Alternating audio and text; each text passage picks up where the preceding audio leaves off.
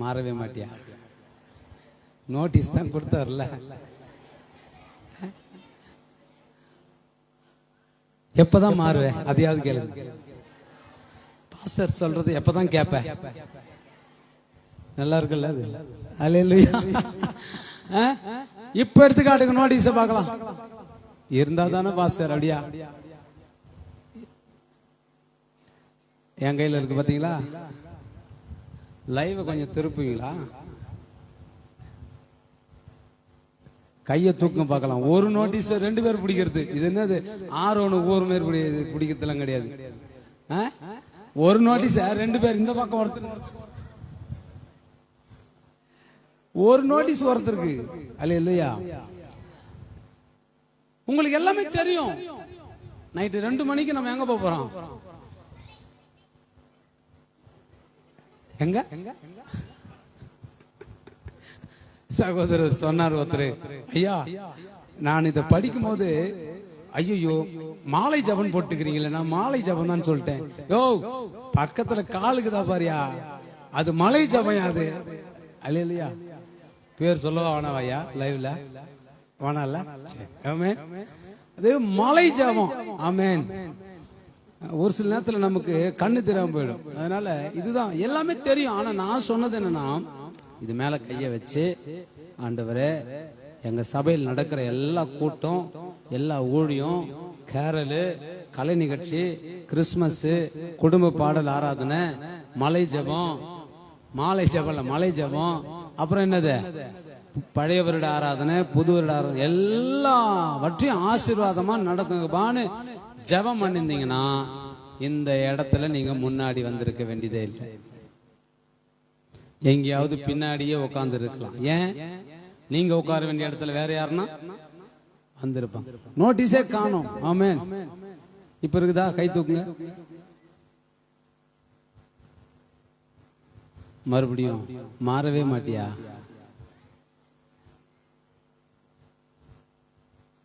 அல்லேலூயா. 2வது, உன் மாம்சம் மாறவே மாறாதா? ஐயோ இது எப்படி இருக்குன்னா, அல்லேலூயா. முதல் நாள் மெசேஜ்ல ஆண்டவர் மோசே கிட்ட சொல்றாரு, தகப்பன் முகத்துல காரி துப்பினது உண்டானால் 7 நாள் தகப்பன் முகத்துல முழிக்காம அவ தன்னை தூரத்துல தனியா இருக்கிற போல பாளையத்துக்கு புறம்பே இருக்கணும். மீரியாமை குறித்து மெசேஜ் பார்த்தா அந்த மாதிரி பக்கத்துல பார்த்து சொன்ன ஒரு மாதிரியா இருக்குல்ல. சே நீ மாறவே மாட்டியா? இதுதான் சுத்திகரிப்பு. Message finish. போலாம் ஐயா. சங்கீதா சொல்றாங்க, எனக்கு தான் கேட்கணும்னு நான் சொல்லிட்டேன் ஏற்கனவே. நீங்க லாஸ்ட்ல என்ன பேசுறாங்க எனக்கு கேட்கும். ஆமென். ரைட். கர்த்தர் நல்லவர். இந்த நம்முடைய பிளெஸிங் மாறினதா வாட்ஸ்அப் குரூப்ல அந்த பெயர்கள் போடப்பட்டபடி இந்த எனக்கு பேர் மறந்துச்சு, என்ன மாலை? ஜவ்வாது மலை. உங்களா கூட மாலை ஜபம் மலை ஜபம். எனக்கு இந்த ஜவ்வாது மலைக்கு போறவங்க இன்னும் ஒருத்தர் கூட காசே கொடுக்கல. நைட்டு 2 மணிக்கு கிளம்புறது, இன்னும் காசே கொடுக்கல. தயவு செஞ்சு இப்ப போகும்போது குத்துட்டு போயிடுங்க. ஆனா நீங்க தூங்கிட்டாயான்ட்டீங்கன்னா வண்டி பேசி வச்சுக்கிற தொகை பெரிய தொகை. நம்ம என்ன பண்ண முடியாது ஐயா, உடன் ஊழியர்கள்லாம் சமாளிக்க முடியாது. தயவு செஞ்சு என்ன பண்றீங்க, திரும்பி போகும்போது காசு கொடுத்துட்டு போயிடுங்க. வீட்டுல இருந்தாங்கன்னா ஜிபே எல்லாம் அனுப்பி சொல்றீங்க. ஆமென். அல்லேலூயா. யாரும் அந்த பணத்தை வாங்கி சாப்பிடறதுக்கு இல்ல. இதுக்குன்னு ஒரு சிலர் இருப்பான் லைவ்ல, என்ன பணத்தை கேட்டுன்னு இருக்கிறாரு, காசை கேட்டுன்னு இருக்கிறாரு. இது வண்டி எடுத்துக்கின்னு போற வாடகைக்கு நம்ம ஜபத்துக்கு போறோம். அதனால நம்ம வண்டி சும்மா வராது. பணத்தை கேட்கறாங்கன்னு லைவ்ல சொல்றவங்க நேரா வந்து இந்தாங்க ஒரு 20,000 ரூபாய், நீ இனிமே பணத்தையே லைவ்ல கேட்காத, வண்டி வாடகைக்கு அப்படின்னு கொடுக்க மாட்டான். ஆனா நம்மள குறை பிடிக்கிறதுக்கு குற்றம் பிடிக்கிறதுக்கு 1000 பேர் இருப்பான். அல்லேலூயா. வீண் செலவுலாம் எதுக்கு அப்படின்னு சொல்லுவாங்க. நம்ம வீண் செலவுக்கு போல தேவனோடு ஒரு நாள் இருந்து ஜெபிக்கும்படி போறோம். அல்லேலூயா சொல்லுங்க. ரைட். அதனால 2 மணிக்கு நீங்க இப்ப முடிச்சுட்டு சீக்கிரமா போயிடுவீங்க. போயிட்டு சாப்பிட்டு ரெடி ஆயிட்டு தூங்கிடுவீங்க. அதனால மறுபடியும் என்ன பண்றீங்க, எங்க வரலாம்? இங்கேயே வரலாமா, சுங்காச்சத்துல வரலாமா? சுங்கா சத்திரன்றவங்களாம் கை தூக்குங்க பார்க்கலாம். 3 பேர், 5 பேர், 7 பேர், 9 பேர், 10 பேர், கம்மியாவே இருக்க. அங்க ஒரு குளிரா இருக்கும், அதனால இங்க வந்தா உங்களுக்கு நல்லா சுங்கா சத்திரமே வா. ஓகே, எத்தனை மணிக்கு வருவீங்க சுங்கா சத்திரம்? அது கை தூக்க மாட்டீங்க. எத்தனை மணிக்கு வருவீங்க சொல்லுங்க பார்க்கலாம். 12 மணிக்கு வருவீங்களா? 1 மணிக்கு வருவீங்களா? 2 மணிக்கு வண்டி புறப்பட்டு நம்ம அப்படி மெதுவா போனா காலையில போய் அங்க சேர்ந்துடலாம். நீங்க வரா மாரி 6 மணின்ட்டு 7 மணி அப்பதான் வந்து நான் கிண்டிக்கின்னு இருக்கிறேன், சாப்பாடு கிளறிக்கின்னு இருக்கிறேன், பார்சல் கட்டிக்கின்னு இருக்கிறேன். இந்த கொள்ள குப்பத்தை ஏமாத்துற கதைலாம் இங்க வேணாம். இந்த கொள்ள குப்பத்துக்கு ஏமாத்துற கதை நான் வரேன் வந்துனே இருக்கிறேன், எங்கப்பா இதோ வந்துனே இருக்கிறேன், ஐமிச்சேரி தான்ட்டேன் கொண்டு, இதெல்லாம் வேணாம். 2 மணிக்கு என்னால வர முடியும், முடியாதுன்னா ஒன்னும் பிரச்சனை, தயவு செஞ்சு காசு கொடுத்துட்டு போயிடுங்க. ஆமா, இதுல நான் காம்ப்ரமைஸ் ஆகவே மாட்டேன். சொல்லுங்க. நான் முன்னாடியே ஊருக்கு போறேன்னு சொன்ன மென்னரசும் சரி டேனியும் சரி காசு கொடுத்துட்டு தான் போனோம். ஏன்னா வண்டி பேசியாச்சு. லிஸ்ட்ல 34 பேர்ல வந்துடுறாங்க. ஜபாவும் நான்சியும் கூட காசு கொடுத்துடணும். பிரசாத்தும் மெர்சியும் அவங்க வராங்களா இல்லைன்னு தெரியல. நான் சொல்றேன் எதுக்குன்னா ரொம்ப ஸ்ட்ரிக்டா ஃபாலோ பண்றேன் இந்த முறை. ஒரு சில நேரத்தில் சொல்லுவேன், நீங்க கொடுத்தாலும் பரவாயில்ல நான் ஏற்றுக்கொள்கிறேன் அப்படின்னு. அல்லேலூயா. கோட்டை கைட்டி போட்டு வந்துடுறேன் நான். தயவு செஞ்சு நீங்க கோட்லாம் போட்டுக்கிறதுனால பாஸ்டே பார்த்துக்கு வரலாம் சொல்லக்கூடாது. அல்லேலூயா. கம்பெனி ரொம்ப கஷ்டத்தில் போயினுக்குது. இன்னும் வர 31ஆம் தேதி புது வருஷத்துக்குலாம் நிறைய தேவை இருக்கு. கேலண்டர் இன்னும் வரல, வாக்குத்தத்தம் வரல, பைசா அனுப்புனாதான் கொடுப்பாங்க. அல்லேலூயா. லைவ்ல யாருன்னா காசு கேட்கறாங்க, தயவு செஞ்சு காலண்டருக்கு ஒரு 20,000 ரூபாய் கொடுங்க. வாக்கு தத்துவத்துக்கு ஒரு 10,000 ரூபாய் கொடுங்க. ஜனங்களை கேட்க மாட்டேன். நீங்க இவங்க கூட கஷ்டப்பட மாட்டாங்க. பாஸ்டர் பேஸ்புக்ல பாக்குறோம் கஷ்டப்படுறாங்க, ஐயா காசு கேட்கறாங்க இவங்க அப்படின்ட்டு. அல்லேலூயா. ஜனங்களை கேட்கறதுக்கு ஜனங்க கூட கஷ்டப்பட மாட்டாங்க எங்க ஜனங்க. ஆனா எங்கேயோ இருந்துக்கணும் பாத்துக்கன்னு இவர்கள் ஊழியம் பணத்தை கேட்கிறாங்க. எனக்கு அதுல வேடிக்கையா இருக்கு. ரைட், கத்த நல்லவர். அதனால தயவு செஞ்சு நீங்க 2 மணிக்கு சுங்காசத்திரம் சபையில வந்துருங்க. அங்கே நம்ம புறப்படலாம். நாங்க ஒரு 12 மணிக்கு அங்க வந்துருவோம். நாங்க வந்துருவோம். நீங்க 2 மணிக்கு வந்தாலும் பிரச்சனை கிடையாது. ஆனா 2 மணி தாண்டாதீங்க. ரொம்ப நேரம் வீட்டுல இருந்து தூங்கிடுவீங்க. அதனால தான் அங்க வந்துட்டா உங்களுக்கு பாய் கூடவே இன்னொரு பாய் கொடுத்து அப்படி சுருட்டி குளிர்ல நீங்க படுத்துக்கலாம். அங்க வந்து பெட்ஷீட்டு தலைகாணி எல்லாம் கேட்க கூடாது. இல்லைன்னா வீட்லயே எடுத்துன்னு வந்துருங்க. வீட்டுல இருந்து போகும்போது இங்க வச்சுட்டு போங்க. ரிட்டர்ன் போகும்போது நீங்க வீட்டுக்கு எடுத்துன்னு போயிடுங்க. ஹல்லேலூயா. கத்த நல்லவர். தொடர்ந்து இந்த நாள்ல மலை ஜெபம் முடிந்த பிற்பாடு சனிக்கிழமை நமக்கு ஃப்ரீ. எங்கேயும் வர வேணாம், நீங்க வீட்லயே இருக்கலாம். சனிக்கிழமை நீங்க ஃப்ரீ, ரெஸ்ட் எடுங்க. 30ஆம் தேதி 31ஆம் தேதி ஞாயிற்றுக்கிழமை காலையில எல்லா ஆராதனைகளும் அந்தந்த நேரத்தின்படி நடக்கும். நீங்க பின்னாடி எது பேசினாலும் எனக்கு கேட்கும், மாட்டிக்காதீங்க அப்புறம், சரியா? அதனால நல்லா கவனிக்கணும். பெட்ஷீட்டு பாய் தலைகாணி எத்துன்னு வரவங்க எத்துன்னு வந்துருங்க, ஒன்றும் தப்பு இல்லை. சர்ச்சில் வச்சுட்டு நீங்க ரொம்ப குளிர் அதிகமா இருக்கும் நைட்டு, அதனால சொல்றேன். அதே போல 31ஆம் தேதி ஞாயிற்றுக்கிழமை இரவு 9 மணிக்கு பழைய வருட மற்றும் புது வருட ஆராதனை தொடங்கும். எல்லாரும் வந்து கலந்து கொள்ள வேண்டும். அல்லேலூயா. அதற்குண்டான ஆயத்த வேலைகள், அரேஞ்ச்மெண்ட் வேலைகள் எல்லாத்தையும் இந்த வருஷம் உடனுடையர்கள் தான் செய்ய போறாங்க. நேத்து ஐயா சொன்னார், ஐயா நீங்க ஃப்ரீ ஆயிடுங்க, நீங்க அப்படி ஓரமா போயிடுங்க, நீங்க ஃப்ரீ ஆயிடுங்க, நாங்க பாத்துக்கிறோம்.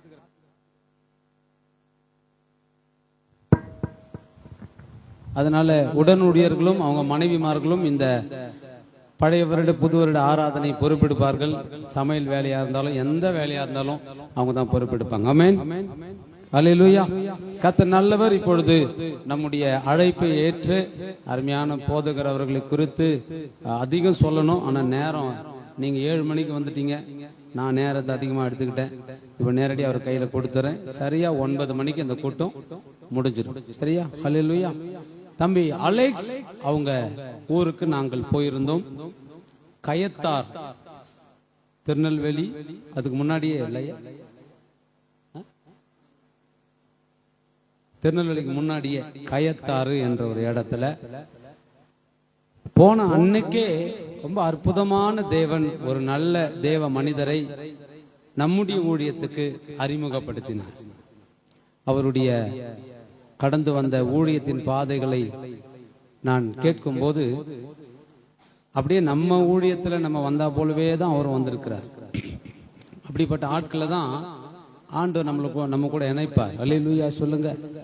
தாவீதா கூட இணைஞ்சவங்க, ஒடுக்கப்பட்டவங்க, கடன் பட்டவங்க, அதுக்கு மேல வராது அந்த வார்த்தை வேணாம். எல்லாம் அப்படிதான் இருப்பாங்க. அல்லேலூயா சொல்லுங்க.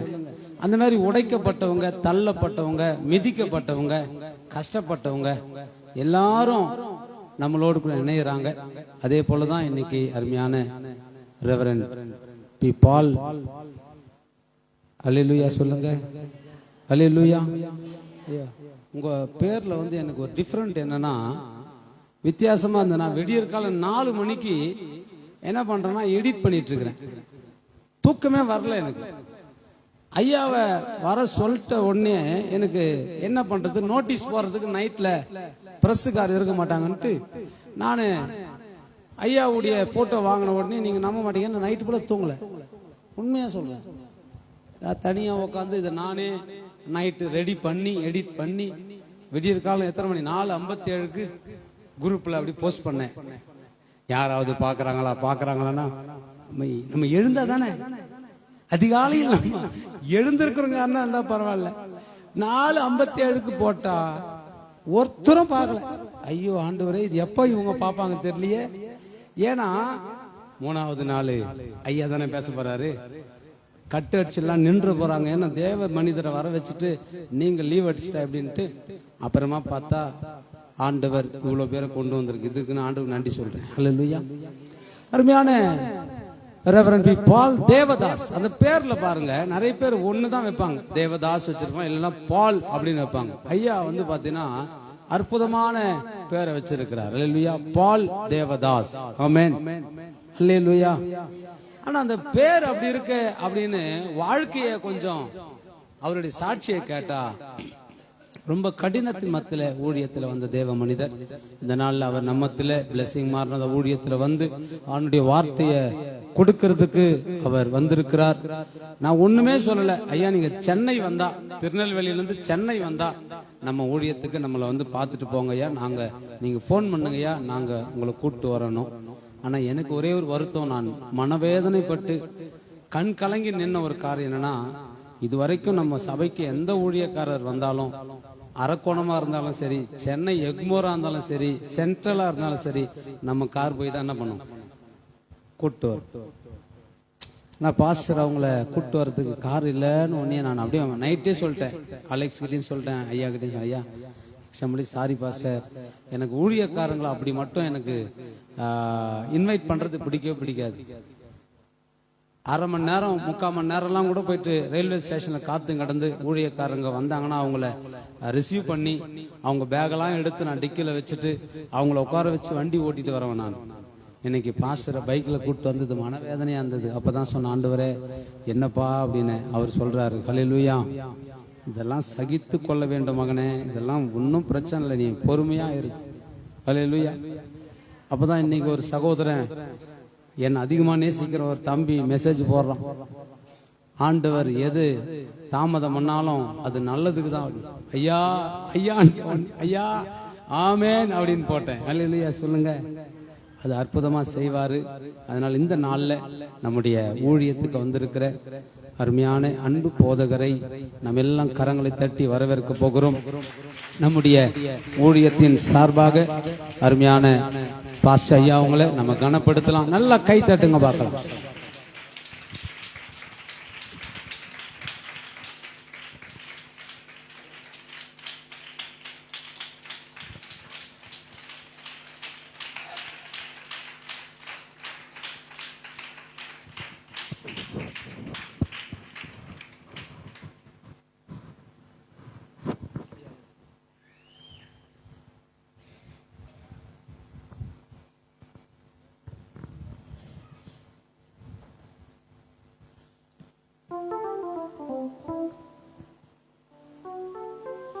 இந்த உலகத்திற்கா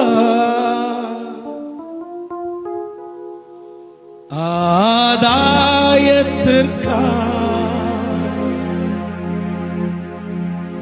உம்மை நேசிப்பவன் நானல்ல. இன்பமோ துன்பமோ உம்மை உயிராய் நேசிக்கிறேன். Please close your eyes. தயவாய் உங்கள் கண்களை மூடி உங்கள் இருதயத்திலே வலதுகரம் வைத்து என்னோடு இணைந்து தேவனிடத்திலிருந்து தரிசனத்தை பெற்று நேர்த்தியாய் கர்த்தருக்கு முன்பதாக ஓடுகிற அருமையான தரிசன பூமியில் நின்று தேவ மனிதனோடு இணைந்து தேவ ஜனங்களோடு இணைந்து இந்த பலிபீடத்தில் நிற்க தந்த தேவனை மகிமைப்படுத்தி சக ஊழியனாய் கர்த்தருடைய மனுஷனாய் இந்த இடத்துல நிற்கிறேன். என்னோடு இணைந்து இந்த கவியை பாடுவோம். உங்களையும் சேர்த்துக் கொள்ளுங்க. அதுல எல்லாரும் அப்படியே கண்களை மூடி இந்த உலகத்திற்கா ஆதாயத்திற்கா உம்மை நேசிப்பவர் நாங்கள் அல்ல. இன்பமோ துன்பமோ உம்மை உயிராய் நேசிக்கிறோம்.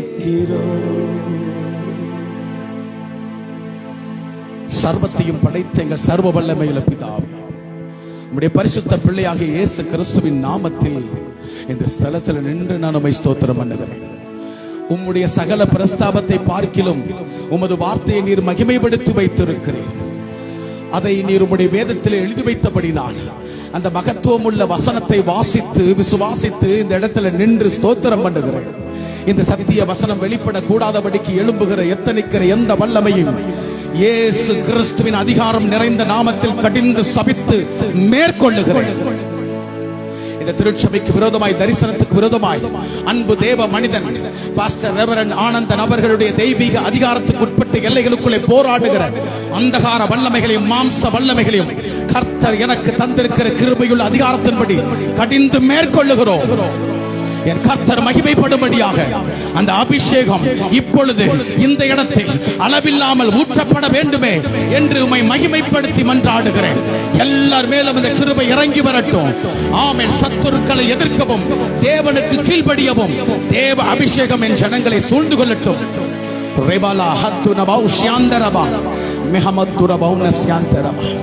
நசரேயனாகிய இயேசு கிறிஸ்துவின் நாமத்தில் எங்களை தாழ்மைப்படுத்தி அர்ப்பணிக்கிறேன். நேசனை மறைச்சு வெளிப்படுங்க இயேசுவின் நாமத்தில் பிதாவே. அல்லேலூயா. பக்கத்தில் உள்ளவங்களை கையை பிடிச்சு நல்ல கரங்களை குலுக்கி ஆமென். கிறிஸ்துமஸ் நல்வாழ்த்துக்கள் சொல்லுங்க. கிறிஸ்து பிறப்பின் நல்வாழ்த்துக்கள் சொல்லுங்க. புத்தாண்டு வாழ்த்துக்கள் சொல்லுங்க. ஹல்லேலூயா. Praise God.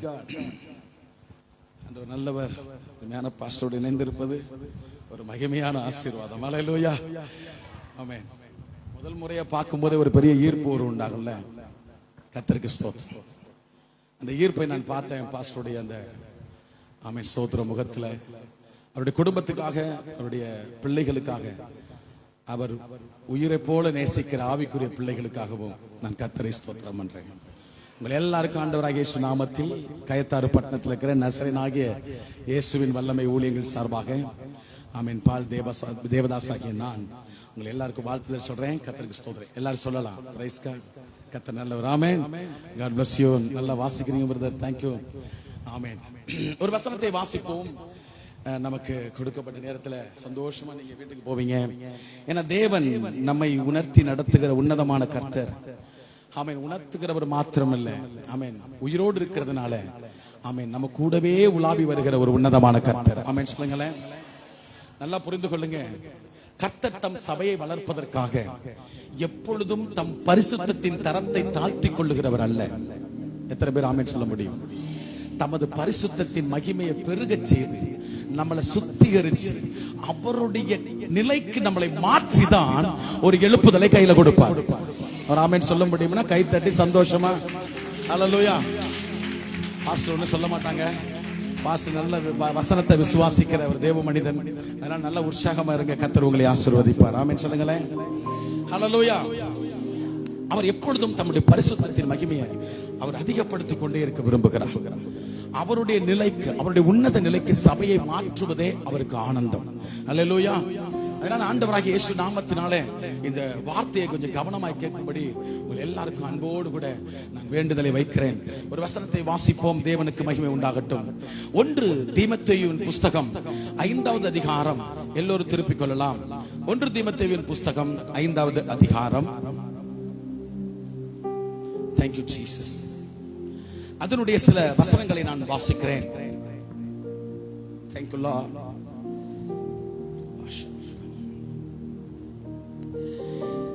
24ம் 25ம் நான் வாசிக்கிறேன்.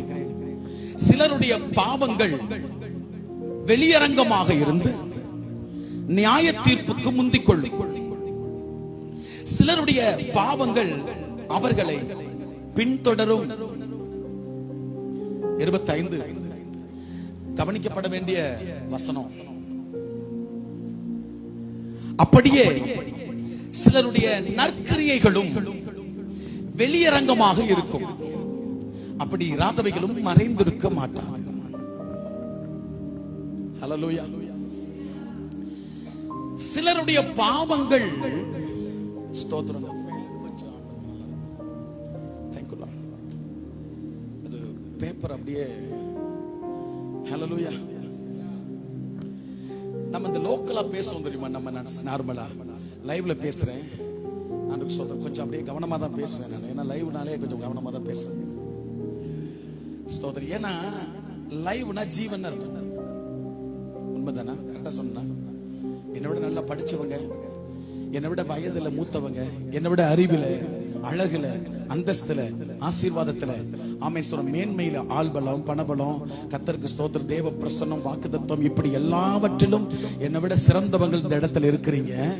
ஆனா நம்முடைய அறிவை விட, நம்முடைய அந்தஸ்தை விட, நம்முடைய அழகை விட, அனுபவங்களை விட, ஆசீர்வாதங்களை விட, மேன்மையை விட, ஆள்பலத்தை விட, பணபலத்தை விட கர்த்தர் மட்டும் இந்த இடத்துல உயர்ந்திருக்கிறோம் நினைச்சா கை தட்டி கர்த்தர் நல்லா ஸ்தோத்திரம் பண்ணுங்க பார்ப்போம். என் கர்த்தர் மட்டும், அவர் மட்டும், நான் சிறுகவும் அவர் பெருகவுமாய் அவர் மட்டும் உயர்ந்திருக்கணும். அல்லேலூயா. அவருடைய கிரியைகளுக்கு என் அனுபவம் தடையா இருக்க கூடாது. அவருடைய கிரியைகளுக்கு என்னுடைய ஆசீர்வாதம் தடையா இருக்க கூடாது. அவருடைய கிரியைகளுக்கு என்னுடைய மேன்மைகளோ, கர்த்தர் எனக்கு தந்த ஆசீர்வாதமும் சரி, இந்த உலகமோ பிசாசோ மாம்சமோ எதுவும் தடையா இருக்க கூடாதுங்கிற ஒரு முழு நிச்சயத்தை உடையவர்களாக நாங்க ஓடிக்கொண்டிருக்கிறோம். கர்த்தர் நம்மோடு கூட யுத்தம் செய்வார். ஆமென். நம்மோடு கூட இருந்து பலத்த கிரியைகளை செய்வார். ஆமென். ஸ்தோத்திரம். அதனால நான் சொல்றேன், இந்த ஃபேன் ஒரு நாள் ஓடிட்டு இருந்துச்சு. நிறைய பேர் உங்களுடைய வேதத்தை தூசிக்கிறாங்க. ஆனா பைபிள் சொல்லுது வேதத்தின் மகத்துவத்தை நான் எழுதி கொடுத்தேன். அதை சிலர் அந்நிய காரியமாக நினைச்சாங்க. அப்படின்னு நான் நினைக்கும் போது எனக்கு இந்த வேதத்தை மேல மேன்மை பாராட்டுறது ரொம்ப பிடிக்கும். நான் பொய் சொல்லல, கர்த்தருக்குள்ள உண்மையை சொல்றேன். என்னுடைய அன்பு தம்பி அலெக்ஸ் இங்க இருக்கிறாங்க. என்னுடைய வாழ்க்கை முழுக்க அந்த தம்பிக்கு தெரியும். அந்த தம்பியை பத்தி எனக்கு நல்லா தெரியும். கர்த்தருக்கு ஸ்தோத்திரம். என் பட்டணத்தை சேர்ந்த என்னுடைய அன்பு தம்பி, என்னோடு கூடவே ஆமென் வளர்ந்த பிள்ளை. உண்மையிலே சொல்ல போனா அந்த தம்பிக்காக நான் கண்ணீர் வடிச்சிருக்கிறேன். ஆமென் ஸ்தோத்திரம். சில இக்கட்டான சூழ்நிலை எல்லாம் அழுதுருக்கிறோம் நானே, என்னுடைய மனைவி. அதனால என்னுடைய பிள்ளை தான். கர்த்தருக்கு ஸ்தோத்திரம் உண்டாகட்டும். ஆனா இந்த சபைக்கு ஆசீர்வாதமா இருக்கு நினைக்கும் போது ரொம்ப சந்தோஷமா இருக்கு. ஆமென் ஸ்தோத்திரம். அவருக்கெல்லாம் தெரியும் அந்த காரியங்கள். அதனால வேதத்தை குறிச்சு நல்லா ஒரு வாஞ்சையின் தாகம் வச்சு இருந்து உட்கார்ந்து பைபிளை படிக்க ஆரம்பிச்ச போது காடுகளில் மேடுகளில் உட்கார்ந்து ஆமென் வனாந்தரத்தெல்லாம் இரவு நேரங்கள்ல நானும் சகோதரர்களா இணைந்து ஜெபிக்கிறது வழக்கம். அப்படி ஜெபிச்சுட்டு இருக்கும்போது ஒரு நாள் எனக்கு முதல் முறையா பிரசங்க வாய்ப்பு வந்தது. நான் ஒரு பலிபீடத்தில் ஏறி நின்று பைபிளை திறந்தேன். அங்கிருந்து ஃபேன் வச்சிருந்தாங்க பக்கத்துல, ஒரு காற்று, அந்த காற்று வச்சிருந்தோம்னா ஃபேன் பயங்கரமா அடிச்சு இந்த ஃபேன்ல அந்த பைபிள் உள்ள எல்லா பேப்பர்ஸ் அப்படியே பறக்க ஆரம்பிச்சது. நான் திருப்புவேன். நான் எந்த பகுதி எடுக்கணுமோ அந்த பகுதியை என்னால என்ன செய்ய முடியாது, எடுத்து அதை நிலைநிறுத்த முடியாது. அப்ப போன்லாம் கிடையாது. இப்படி தூக்கி ஏதாவது வைக்கிறதுக்கு, ஏதாவது ஒரு வெயிட் வைக்கிறதுக்கு ஒண்ணும் இல்லை. எனக்கு ரொம்ப கஷ்டமா இருந்துச்சு. நாம சொல்லி எதுவும் சொன்னா நம்மள முத பிரசங்கத்தில் ஏத்திருக்கிறாங்க, ஃபேன் ஆஃப் பண்ணுங்க, அது சொன்னா கோவப்படுவாங்களோ அப்படிலாம் நினைச்சு நான் யோசிச்சுட்டே இருக்கும்போது நான் ஆண்டவர்கிட்ட சொன்னேன், ஆண்டவரே எனக்கு ரொம்ப டிஸ்டர்பன்ஸா இருக்கு, எனக்கு நீங்க தான் லீட் பண்ணணும் அப்படின்னு சொல்ல போது எனக்கு ஆண்டவர் கொடுத்த மிகப்பெரிய கிருபையா ஸ்தோத்திரம், அதிகமா எழுதி வைக்காம அப்படியே பிரசங்கம் பண்ண வாய்ப்பை கர்த்தர் கொடுத்தார். எனக்கு ரொம்ப சந்தோஷம். அப்ப ஒரு வார்த்தை சொன்னார் என்னுடைய இருதயத்துல. அப்படி பேசிட்டு இருக்கும்போது என்னுடைய இருதயத்துல நான் யோசிக்கிறேன், இவ்வளவு காற்று அடிக்குது, இந்த பைபிள்ல உள்ள பேப்பர் அப்படியே பறக்குது, அந்த அந்த காற்றெல்லாம் நீங்க பாத்தீங்கன்னா ரொம்ப புயல் அடிச்ச மாதிரி அடிக்குது, எனக்கு சர்ன்னு அடிச்சு தூக்குது பேப்பரை. அப்ப என் மனசுல தோணுச்சு, இவ்வளவு வேகமா காற்று அடிச்சு இந்த பேப்பரை இவ்வளவு தூரம் பறக்க வச்சு கூட இந்த பேப்பரை லேசா கூட இந்த காற்றால கிழிக்க முடியல. அப்படின்னா இந்த பேப்பரையே இந்த காற்று கிழிக்க முடியலன்னா எத்தனை பேர் புயல் வந்தாலும் சரி, இந்த பேப்பர்ல உள்ளத, இந்த வார்த்தைகளை என் இருதயத்துல நான் பதிச்சு வச்சுட்டா எந்த புயலும் என்ன தூக்க முடியவே முடியாதுங்கிற விசுவாசத்தை என் கர்த்தர் என் உள்ளத்துல வச்சாரு. அவ்வளவுதான், ஸ்தோத்திரம். இன்னை வரைக்கும் ஓட உதவி செய்கிறார். நம்ம லோக்கலா சொல்ற அந்த பேப்பரையே கிழிக்க முடியல. என் வாழ்க்கையில ஒண்ணும் சத்துருவால என்ன புரிஞ்சதா இல்லையா உங்களுக்கு? பக்கத்துல உள்ள சொல்லுங்க, ஒண்ணும் செய்ய முடியாது. பக்கத்துல சொல்லுங்க, ஒண்ணும் வாழ்க்கையில அல்லேலூயா சொல்லுங்கள. என் பரிசுத்த வேதம் அவ்வளவு மகத்துவமானது. என்ன அளவுக்கு புரிஞ்ச அளவுக்கு நான் புரிஞ்சு வச்சு அது உங்களுக்கு புரியுங்கிறதுக்காக அப்படி சொன்னேன். கர்த்தர் நல்லவர். பைபிள் சொல்லுது, சிலருடைய பாவங்கள் வெளியரங்கமா இருக்கும், மறைந்திருக்க மாட்டார். பரிசுத்த நாம மகிமைப்படட்டும். என் கர்த்தர் சொல்றாரு, அது வெளியரங்கமா இருந்து நியாய தீர்ப்புக்கு முந்திக்கிடுமா. பாவம் எவ்வளவு வலிமையானது பாத்தீங்களா? அந்த வலிமையை நான் குறைச்சு எடை போடல. பட் அந்த வலிமையை மேற்கொள்ள கிறிஸ்து என்கிற வல்லமை உடைய தேவன் ரத்தத்தை சிந்தி இருக்கிறார்.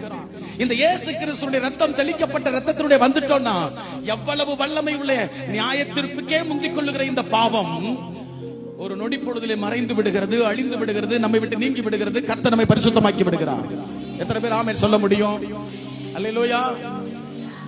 ஆண்டவர் சொல்றாரு, சில பாவம் மறைஞ்சிருக்க. சில பேர் நினைக்கிறாங்க பாவம் யாருக்கு தெரியாதோ, நான் செய்யறது யாருக்கும் தெரியாதோ. என் நினைவுகளையே அறிந்தவர் ஆண்டவர். என் உட்காருதலையும் எழுந்திருக்குதலையும் என்னுடைய நடக்குதலையும் கர்த்தர் அறிந்திருக்கிறார். நான் பாதாளத்துல படுக்கையை போட்டாலும் அவருக்கு தெரியும். அல்லேலூயா. பாவம் பயங்கரமானது. அது நியாய தீர்ப்புக்கே முந்திக் கொள்ளுகிற அளவுக்கு பயங்கரமானது. அதே நேரத்தில் நீங்க செஞ்ச நன்மையும் மறைஞ்சிருக்காது. இத்தனை ஆண்டு காலம் இந்த தரிசனம், இந்த திருச்சபை, இந்த ஊழியங்கள், இந்த தேசத்தின் உயிர் மீட்சிக்காக ஆத்துமாக்கள் நரகாக்கினைக்கு உட்படக்கூடாது என்று சொல்லி அவர்களுடைய மீட்பு பணிகளை ஈடுபட்ட தீவிரமாய் செயல்பட்ட இந்த தரிசனம், இது செய்த நற்கிரியைகளும் இனி மறைந்திருக்காது. அது வெளியரங்கமாக மாறும். கரங்களை தட்டி நல்லா ஸ்தோத்திரம் பண்ணுங்க. என் கர்த்தர் சொன்னதுனால சொல்றேன், மறைந்திருக்க மாட்டாது. அல்லேலூயா. பைபிளை சரி, இந்த பைபிளை வாசிக்கிற தேவ ஜனங்களும் சரி, என் பாவம் கொஞ்சம் மறைஞ்சிருக்குமோ, மறைந்திருக்குமோ, மறைஞ்சிருந்தா நல்லா இருக்குமே. சிலர் தெரியாம செஞ்சிருவாங்க, சிலர் தெரிந்தே செய்வாங்க. தெரியாம செஞ்சாலும் தெரிஞ்சு செஞ்சாலும் மனம் திரும்புதல் ரொம்ப முக்கியம். ரட்சிப்பு 3 வகைப்படும். 1, ஸ்தோத்திரம், கடந்த கால தண்டனையிலிருந்து விடுதலை. கடந்த கால தண்டனையிலிருந்து விடுதலை. அப்பதான் நம்ம ரட்சிக்கப்பட்டு ஞானஸ்நானம் எடுத்து புதுசா அப்பதான் வந்திருப்போம். அதுக்கப்புறம் ஒவ்வொரு நாள் நடக்கும்போது பாவம் நமக்கு வராதா? ரட்சிக்கப்பட்டனே. இன்னைக்கு நிறைய உபதேசங்கள் அப்படிதான் போயிட்டு இருக்குது. ஒரு முறை ரட்சிக்கப்பட்டுட்டா கடைசி வரைக்கும் அது நடக்கும்னு நினைக்கிறாங்க. Never, never. பைபிள் அதை ஒத்துக்காது. நம்ம வேணா பேசி திருப்தி அடையலாம். அடுத்து ஒரு ரட்சிப்பு இருக்குது. அது என்ன?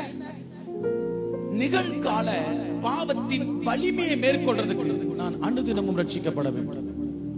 அல்லேலூயா சொல்லுங்க. கிறிஸ்துவை விசுவாசித்து நான் ஞானஸ்நானம் பெற்ற போது கடந்த கால தண்டனை எதுவும் என்னை தொடராது, கடந்த கால சாபம் எதுவும் என்னை தொடராது, கடந்த கால பாவம் எதுவும் நான் அறிக்கையிட்டு விட்டுவிட்ட பிரபு என்னை தொடர முடியாது. கர்த்தருடைய ரத்தம் என் மேல் இருக்கிறபடினால இந்த நிகழ்காலத்துல கூட என்ன பாவம் மேற்கொள்ளாது, நான் இடம் கொடுக்காம. அப்போ அனுதினமும் என்ன பாவம் மேற்கொள்ள துடிக்கிறது. அப்போ என்ன செய்யறது? கடந்த கால ரட்சிப்பை பெற்றுட்டேன், கடந்த கால பாவத்தின் தண்டனையிலிருந்து விடுதலை பெற்றுட்டேன், ரட்சிக்கப்பட்டுட்டேன். இப்போ பாவத்தின் வலிமையை மேற்கொள்ள கிறிஸ்து இயேசுவை பிடித்துக் கொண்டு நான் ஜெபம் செய்து ஜெயம் எடுக்கிறேன். அல்லேலூயா சொல்ல மாட்டேங்கிறீங்களா? கர்த்தரை காத்துக் கொள்ளணும். பவுல் சொல்றாரு, நான் உங்களிடத்தில் வர பிரயாசப்பட்டேன், ஆனா சாத்தானோ தடை செய்தான். சாத்தான் பவுலை தடை செய்வான்னா உங்களையும். நான் சொல்றது புரியுதா உங்களுக்கு? ஒரு ஊருக்கு போகிறதுக்கு பவுல் பிரயாசப்படுகிறார், ஆனா சாத்தான் தடை பண்ணான். ஒரு ஊர் போய் சேர்வதற்கே தடை பண்ணுவான். ஆனால் என் தேவனை சேர்ந்து என் தேவன் எனக்கு வகுத்த பரலோக ராஜ்யத்தை சேர்வதற்கு அவன் தடை பண்ண முடியுமா? முடியாதா? எனக்கு தெரியுது அவன் தடை பண்ண முடியும். அப்போ அனுதின ரட்சிப்பு தேவை. பாவத்தின் வலிமையை மேற்கொள்ள கிறிஸ்துவை சார்ந்து நின்று அவரிடத்தில் விண்ணப்பம் செய்தார். ஜெபம் என்கிற அற்புதமான ஆயுதத்தை நமக்கு கொடுத்திருக்கிறார். எல்லாவற்றுக்கும் முடிவு சமீபமாயிற்று. ஆகையால் நீங்கள் ஜெபம் பண்ணுவதற்கு எப்படி இருக்கணுமா? ஜாக்கிரதையா இருக்கணும். 1 பேதுரு 4:7 அது அப்படிதான் சொல்லுது. லூக்கா 21:36 சொல்லுகிறது, நம் மனுஷகுமாரனுக்கு முன்பதாக நிற்க பாத்திரவான்களை எண்ணும்படிக்கு நம்ம ஜெபம் பண்ணி விழித்திருக்க வேண்டும். அல்லேலூயா. மூன்றாவது ஒரு ரட்சிப்பு இருக்குது. அது பாவத்தின் தண்டனையிலிருந்து விடுதலை பெற்றோம், கடந்த கால ரட்சிப்பு. பாவத்தின் வலிமையை மேற்கொள்ள அனுதினமும் ரட்சிக்கப்பட வேண்டும், இயேசுவை சார்ந்து. மூணாவது ரட்சிப்பு பாவத்தின் பிரசன்னமே இல்லாத அந்த பரலோக ராஜ்யத்தின் ரட்சிப்பு. அங்க பாவ பிரசன்னமே இருக்காது, பாவத்தை குறித்து சாயலே இருக்காது. பரலோக ராஜ்யம். கைத்தட்டி ஒரு ஆமென் சொல்லுங்க பாப்போம். இந்த ரட்சிப்பை காத்துக்கொள்ள கர்த்தர் நமக்கு உதவி செய்கிறார். சில பேர் நினைக்கிறாங்க, நான் இப்படி ஒரு பாவம் செஞ்சேன், ஆனா எனக்கு இந்த ரட்சிப்பின் உணர்வு இன்னும் போகலையே. அப்போ பாவம் செஞ்சா ரட்சிப்பு கூட இருக்கும்னு நினைக்கிறீங்க. நான் உங்களுக்கு ஒரு ரகசியம் சொல்றேன். நீங்க பாவம் செஞ்ச உடனே ரட்சிப்புலாம் போயிடாது. ரட்சிப்புலாம் உடனே என்ன செய்ய மாட்டார் ஆண்டவர், இந்த தப்பு பண்ணிட்ட நீ வேண்டாம்னு தூக்கி தூர போட்டுற மாட்டார். ரட்சிப்பு கூடவே இருக்கும், அந்த உணர்வு இருக்கும், ஏசப்பா கூட இருக்கிற மாதிரியே ஃபீல் இருக்கும். அதனாலதான் நிறைய பேர் சினிமா தியேட்டர்ல உட்கார்றான், நிறைய பேர் ரட்சிக்கப்பட்டவனே பாவம் செய்யறான். காரணம், ஆனா ஒரு டேஞ்சர் பொசிஷன் ஒண்ணு இருக்கு. ரட்சிப்பு ஒண்ணு செய்யாது. ஆனா எதை கொண்டு ரட்சிக்கப்பட்டோம் தெரியுமா? கிருபையினாலே விசுவாசத்தை கொண்டு ரட்சிக்கப்பட்டோம். எபேசியர் 2:8 ரட்சிப்பு பின்னாடி இருக்குது. அந்த எதை கொண்டு ரட்சிக்கப்பட்டோம்? விசுவாசத்தை கொண்டு. ஒரு மனுஷன் பாவம் செய்துகிட்டே இருப்பான்னா, துணிகரமா செய்வான்னா, அவனுடைய விசுவாசத்துல ஓட்ட விழுந்துரும். ரட்சிப்பு என்கிற விசுவாச கப்பல் இருக்கு பாத்தீங்க, அந்த கப்பலுக்குள்ள இருக்கிற பொக்கிஷம் தான் ரட்சிப்பு. விசுவாச கப்பலுக்குள் இருக்கிற பொக்கிஷம் தான் ரட்சிப்பு. அதனாலதான் சிலர் விசுவாச கப்பலை கவிழ்த்து போடுறாங்க. கர்த்தருக்கு ஸ்தோத்திரம். விசுவாச கப்பல்னு சொன்னா, விசுவாசம் கப்பல் என்றால் அந்த கப்பல்ல ஓட்ட விழுறதுக்கு வாய்ப்பு இருக்கு. விசுவாசத்துல பலவீனம் வந்துருச்சுன்னா ரட்சிப்பு உள்ள இருக்குது, அந்த கப்பலுக்குள்ள சின்ன ஒரு ஓட்ட விழுந்துரும். அது அப்படியே கொஞ்சம் கொஞ்சமா தண்ணி ஏறும். முழுசா தண்ணி வர்ற வரைக்கும் ஒண்ணும் தெரியாது. கொஞ்சம் கொஞ்சமா விசுவாசம் கரைஞ்சிட்டே இருக்கும். ஒரு மனுஷன் பாவம் செய்யறான்னா விசுவாசத்துல வீழ்ந்து விட்டான் என்று அர்த்தம். அதனாலதான் பைபிள் சொல்லுது, விசுவாசத்துல பலவீனமானவங்களை நீங்க குற்றமாய் நிர்ணயிக்காம சேர்த்துக்கோங்க. சரிப்பா பரவாயில்ல, வந்துரு, கர்த்தர் உன்னை சுகமாக்குவார், உன்னை விடுதலை செய்வார். தூக்கி நிறுத்துறதுக்கு தான் பிரசங்கங்களும் ஆராதனைகள். அல்லேலூயா. அப்போ விசுவாசத்துல ஓட்ட விழுந்துருச்சுன்னா கவனமா இருக்கணும். எங்க பழுது பார்த்து கொண்டே இருக்கணும். என்னன்னா பழுது பார்க்கணும். அந்த பழுது பார்க்கிற வேலையை தான் அந்த 3 நாளா நீங்க பார்த்துக்கிட்டு இருக்கீங்கன்னு நான் கர்த்தருக்குள்ள விசுவாசிக்கிறேன். பக்கத்துல கை பிடிச்சு சொல்லுங்க, பழுது பார்த்து கட்டினால் பிரதிஷ்டை செய்யலாம். ஆமென். நெகேமியாட்ட போய் கேளுங்க, அவர் சொல்லுவாரு, 12 வாசலை கட்டினியப்பா 3ஆம் அதிகாரத்துல. நெகேமியா 3ஆம் அதிகாரத்துல 12 வாசலை எடுத்து எடுத்து கட்டினிய, ஏதாவது பிரதிஷ்டை பண்ணியா? அவர் சொல்லுவாரு, முதல் வாசல். ஸ்தோத்திரம். முதல் வாசல் வாசிக்க பாப்போம். 3ஆம் அதிகாரம் 1.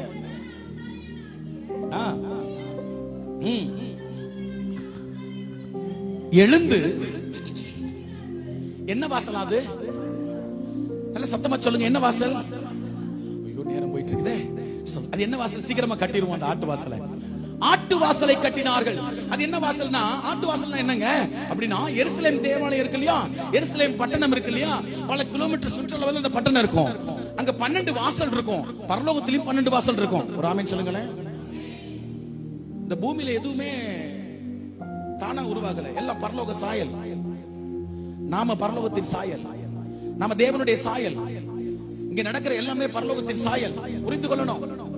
பரலோகத்துல தேவனுடைய ஆலயம் இருக்கு, தெரியுமா உங்களுக்கு? பரலோகத்துல தேவனுடைய ஆலயம் இருக்கு. வெளிப்படுத்தின விசேஷம் 15:5 வாசிங்க பாப்போம். வெளிப்படுத்தின விசேஷம் 15:5 சத்தமா வாசி, டக்குன்னு வாசிங்க. இவைகளுக்கு பின்பு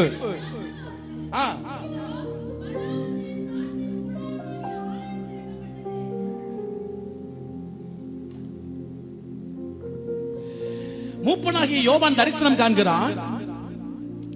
கவனிங்க. அப்போ பார்த்துக்கிட்டு இருக்கும் போது பரலோகத்திலே சாட்சியின் கூடாரமாகிய 19ஆம் அதிகாரத்திலையும் இந்த வசனம் இருக்கும். ஆலயம் திறக்கப்பட்டது. பரலோகத்துல ஆலயம் சொல்லுங்க. பரலோகத்துல வாசஸ்தலம் இருக்குது. எத்தனை பேருக்கு தெரியும்? அப்ப நீங்க வாசிச்சிருக்கீங்க. யோவான் 14:2 வாசிக்க பாப்போம்.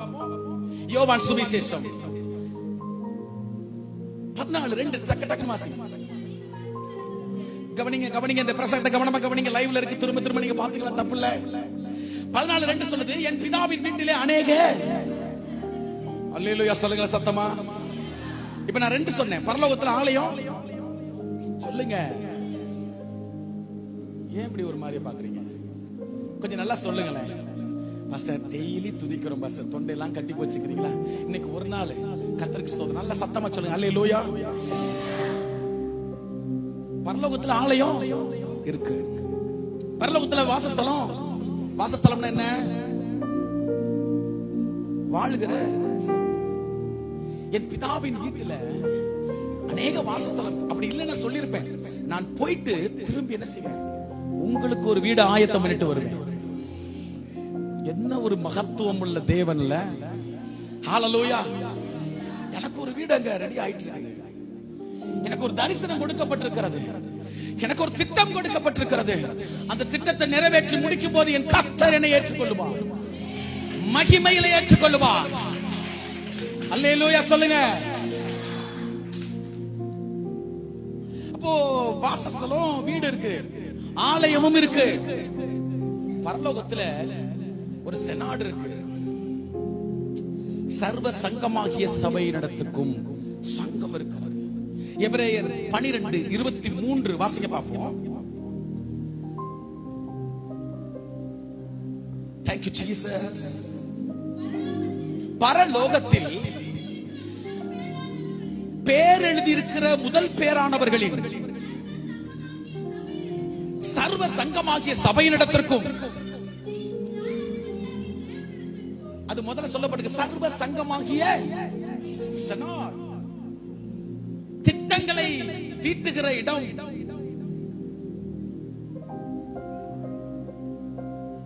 மனுக்குலத்துக்கென்று தீர்மானங்களை எடுக்கிறார். இதுல யாருக்கெல்லாம் மாறுபட்ட கருத்து இருக்குன்னு எனக்கு தெரியாது. நான் வாசித்த வேதம் எனக்கு அழகாய் போதிக்கிறது. இந்த மூன்றும் இருக்கிறது. அப்படியே இங்க இருக்கும் பூமியில. நாம வாசம் பண்றதுக்கு ஒரு வீடு இருக்கா? உங்களுக்கு வீடு இருக்குதா? சொந்த வீடு இருக்கா? சொந்த வீடு இல்லைன்னா கர்த்தர் தருவாரு. அல்லேலூயா. நீங்க நிச்சயமா தருவார், கவலைப்படாதீங்க. அதுக்கு நேர பிரயாணப்படுங்க, அதுக்கு ஏத்த மாதிரி நீங்க பிரயாசப்படுங்க. அல்லேலூயா சொல்லுங்க பாப்போம். முதலாவது தேவனுடைய ராஜ்யத்தை, அவருடைய நீதியை தேடுங்கள், அப்பொழுது இவைகள் எல்லாம் உங்களுக்கு கூட அதனால கிடைக்கும். நீங்க வசிக்கிறதுக்கு ஒரு வீடு இருக்கா இல்லையா? சிலருக்கு வாடகை வீடு, சிலருக்கு சொந்த வீடு. கர்த்தருக்கு ஸ்தோத்திரம். ஆமென் சொல்றவங்க வீடு இருக்கு. நாம ஆராதிக்கிறதுக்கு வீட்ல இருந்து புறப்பட்டு எங்க வரோம்? ஆலயம் நமக்கு இருக்கா இல்லையா? இந்த ஆலயம் இல்லாதவர்கள் பரிதவிக்கப்பட்டவங்க. இந்த ஆலயமே சில பேருக்கு இருக்காது. ஆலயத்தை பெருசா நினைக்க மாட்டாங்க. இந்த சத்தியம் தெரிஞ்சாதானே நினைப்பாங்கல்ல. Price father. ஒரு தேவ மனுஷனா சொல்றேன், தம்பி கூட இருக்காம, நான் என்றைக்கு ரட்சிக்கப்பட்ட ஒரு விசுவாசிய சபைக்குள்ள போனேனோ அன்றையிலிருந்து, இன்னும் சொல்ல போனா, நான் என்னைக்கு பிதா குமாரன் பரிசுத்தாவின் நாமத்தில் தண்ணீரிலே முழுகி ஞானஸ்தானம் பெற்றேனோ, ஒரு டிசம்பர் 25, எனக்கு பார்க்க போனா பிறந்த நாள் 2 நாள் தான் ஆச்சு, முடிஞ்சு 3 நாள் தான் ஆச்சு. டிசம்பர் 25 25ஆம் தேதி காலையில 7:30 மணி 7:45 ஆமென் சகோதரர் 8 மணிக்குள்ள நான் ஞானஸ்தானம் பெற்றுக்கொண்டேன். அன்னையிலிருந்து இன்னைய வரைக்கும் என் கர்த்தர் சாட்சியாக, ஆமென், என்னுடைய மனைவி பிள்ளைகள் சாட்சியாக, என் தாயார், என் குடும்பம் சாட்சியாக, எனக்கு தெரிந்த நண்பர்கள் சாட்சியாக சொல்றேன், ஒரு ஞாயிற்றுக்கிழமை ஆராதனை கூட கட் பண்ணல, கிருபைனால. அல்லேலூயா. ஆராதனை ரொம்ப கட் பண்ணி உங்களுக்கு ஆராதனை அவ்வளவு மகிமையா இருக்கும். ஆலயத்துக்கு போகலன்னா நமக்கு அங்க ஸ்தோத்திரம். ஆமென் சொல்லுங்க பாப்போம். ஆண்டவர் பார்த்தாரு, இவ்வளவு நேர்த்தியா நீ நடத்துறதுனால உன் கையில மைக்க கொடுத்து நான் எல்லாருக்கும் சொல்ல வைப்பேன்னு மைக்க கையில கொடுத்துட்டு இருக்கிறேன். ஆலயம் இருக்கு, நமக்கு ஆலயம் இருக்கா? நம்மள எல்லாம் கண்ட்ரோல் பண்றதுக்கு ஒரு அரசாங்கம் இருக்கா? எத்தனை பேர் ஆமென் சொல்ல முடியும்? மக்களுடைய நலனுக்காக திட்டங்களை தீட்டுகிற அரசாங்கங்கள் இருக்கா இல்லையா உலகத்துல? இது பரலோகத்தின் சாயல். பரலோகத்துல இல்லாத ஒண்ணே ஒண்ணு, இருக்கக்கூடாத ஒண்ணு, இருக்காத ஒண்ணு, தோன்றின போதே தள்ளப்பட்ட ஒன்று, பாவம். ஆமென் சொல்லுங்க பாப்போம். பாவம் எங்கிருந்து உருவாகும் தெரியுமா? பெருமையில் இருந்து உருவாகும். பாவத்தின் பிறப்பிடமே பெருமைதான். பாவத்தின் பிறப்பிடமே பெருமைதான். கர்த்தருக்கு ஸ்தோத்திரம் உண்டாகட்டும். பெருமை யாருக்குள்ளலாம் இருக்கிறதோ அவர்களிடத்துல பாவம் ஈஸியா நிறைஞ்சு கிடக்கு, மலிந்து கிடக்கு, பயங்கரமா கிடக்கும். தாழ்மை உள்ளவர்களுக்கு கிருபையை அள்ளி கொடுத்துட்டே இருப்பார். எத்தனை பேர் ஆமென் சொல்ல முடியும்? பக்கத்துல ஒண்ணு கைப்பிடிச்சு சொல்லுங்க, தாழ்மை என்னன்னு தெரியுமா? உங்களுக்கு நான் சொல்லட்டா? சொல்லிட்டீங்களா? இப்ப பாருங்க, ரொம்ப சிம்பிளா புரியுற மாதிரி இந்த லைவ்ல காலத்துக்கு கிடக்கும். அதனால நான் நல்லா பதிச்சு வைக்கிற வார்த்தைய, தாழ்மைக்கு பல விளக்கங்கள் இருக்கும்.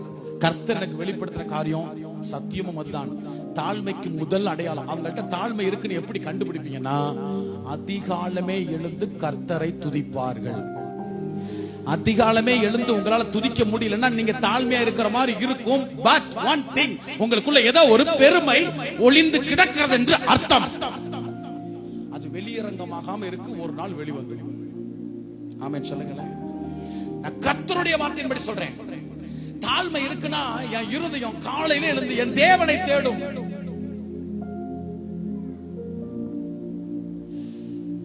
இயேசு மனிதராக அடிமையின் ரூபம் எடுத்து மரண பரியந்தம் தன்னை தாழ்த்தினதனால் தான் சிலுவையில் எனக்காக வர முடிந்தது. நானும் தாழ்த்தினால் மட்டும்தான் என் கர்த்தருடைய சமூகத்தில் வர முடியும். இல்லைன்னா என்னால வர முடியாது. எனக்கு கை கால் வலிக்கும், காலையில எழுந்திருக்க முடியாது. உங்களை அறியாமலே அந்த பெருமை எப்பனாலும் கர்த்தர் பார்த்துக்கிட்டு வாருங்க. ஐயோ, கர்த்தர் கண்டடையத்தக்க சமயத்துல தேடினாதான் தெரியும் உங்களுக்கு. கர்த்தரை கண்டடையத்தக்க சமயத்திலே அவரை தேடுங்கள். அவர் சமீபமா இருக்கையிலே அவரை நோக்கி கூப்பிடுங்கள். ரெண்டு பார்வையமற்ற ஒரு மனிதன் இருக்கிறான். அவன் எரிகோ வீதியில் இருக்கிறான். தேவன் இயேசு நடந்து போகிறார். என்ன சந்தடிகளா கேக்குது, சத்தம் கேக்குது. கேட்க போது எல்லாரும் சொல்றாங்க, கர்த்தராகிய இயேசு போகிறார். ஓ, இயேசு போகிறாரா? அவர்களுக்கு இயேசு போகிறார் என்று தெரிஞ்சிருக்கிறது. ஆனா இந்த பார்வையற்ற அந்த மனிதனுக்கு, அந்த சகோதரனுக்கு என்னவா தெரிஞ்சு தெரியுமா? தாவீதின் குமாரனே எனக்கு இறங்கும்.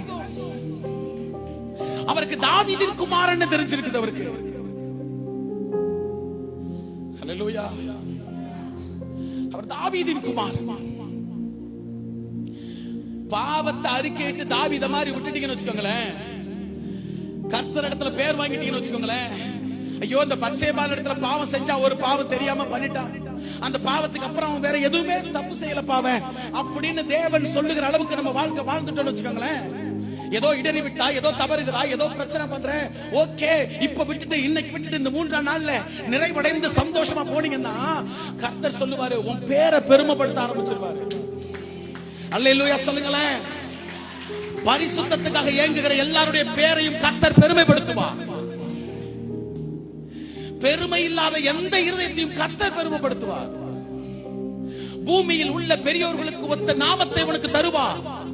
இன்னைக்கு சாதாரணமா வேலை பார்க்கலாம், அது பிரச்சனை இல்லை. உன் பேரு பெருமைப்படும். நீ பரிசுத்தவான் என்று, அவன் தீர்க்கதரிசி என்று, தேவ மனிதன் என்று, ஊழியக்காரன் என்று, மேய்ப்பன் என்று, சுவிசேஷகன் என்று, அப்போஸ்தலன் என்று கர்த்தர் உன்னை பெருமைப்படுத்துவா.